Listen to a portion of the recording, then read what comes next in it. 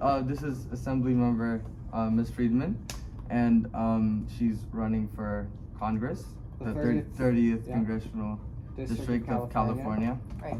And yeah, we're just gonna ask you a few questions. Yeah. Great. Thanks for having me. Yeah, of course. So to start off, kind of a hard topic for some, but what are your stance on abortion? I'm pro-choice. Yeah. And to me, abortion access is a fundamental issue. Yeah. I grew up marching for abortion rights with my mother my whole childhood. Right. It's the first thing I ever did in politics. And I've been to, the first time I was ever in Washington, D.C., I was a little girl and I went for a huge rally.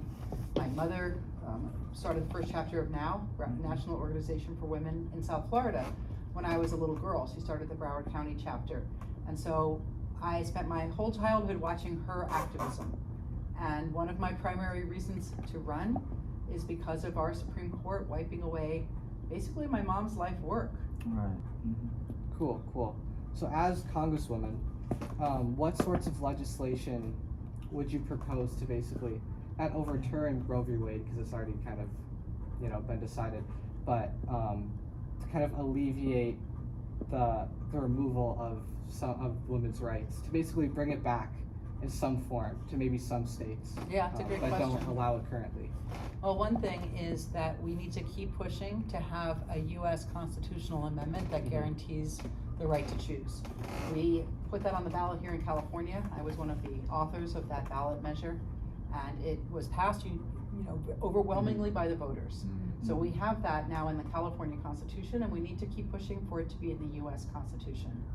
Outside of that, making sure that we protect women who want to go out of states for abortion so that they can't be persecuted and arrested if they travel to a state where abortion is legal, to make sure that doctors can't be prosecuted or have their medical license taken if they provide an abortion in a state where abortion is legal. These are all issues that the U.S. Congress can help address. Okay, cool. Do I move on to the next topic? Sure. So I read up a little bit on your profile, and you're passionate about housing and the housing crisis in California. Yeah. How do you, like, as Congress woman, how do you plan on addressing that issue at the federal government level? It's a great question, because a lot of the decisions about building housing are local, and the state does do work in that area, and I've done a lot of legislation to try to encourage housing production and also to protect tenants so that people can stay housed. Right. And the further you go away from local government, in some ways the harder it is to do this work, because every city's a little bit different and their housing needs are a little different and the issues tend to be a little different.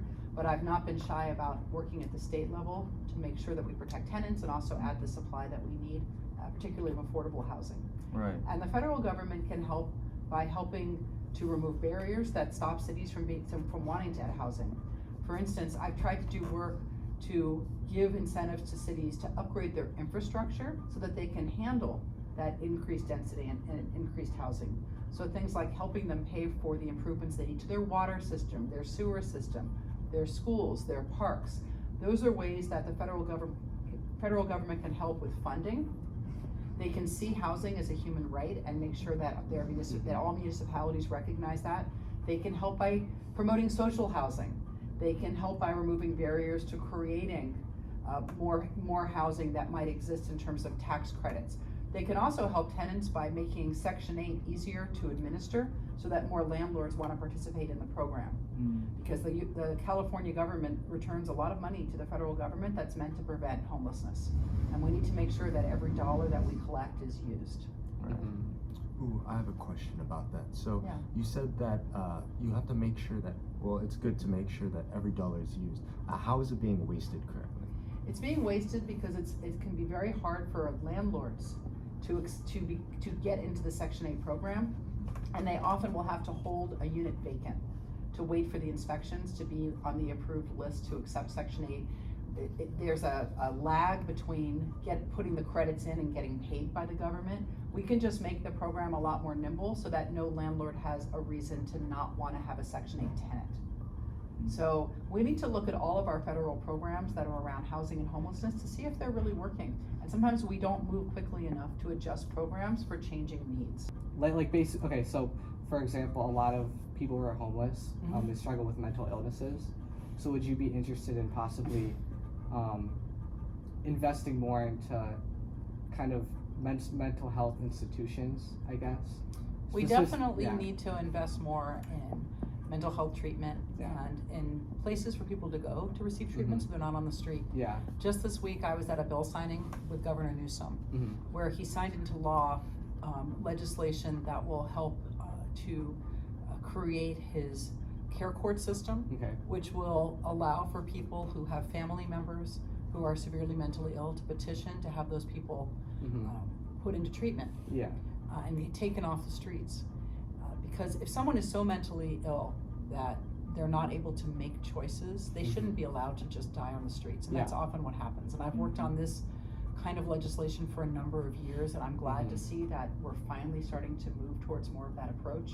So there's going to be a ballot measure this year, Proposition 1, I believe, that's going to set up a bond to create more neighborhood institutions and neighborhood housing specifically for people who are mentally ill or who need substance abuse treatment. Because for every 10 people in the state that needs a place to go, we only have about 3 beds for them. So we need to create a lot more of that supportive housing for people. And we also just need more housing in general for middle class people.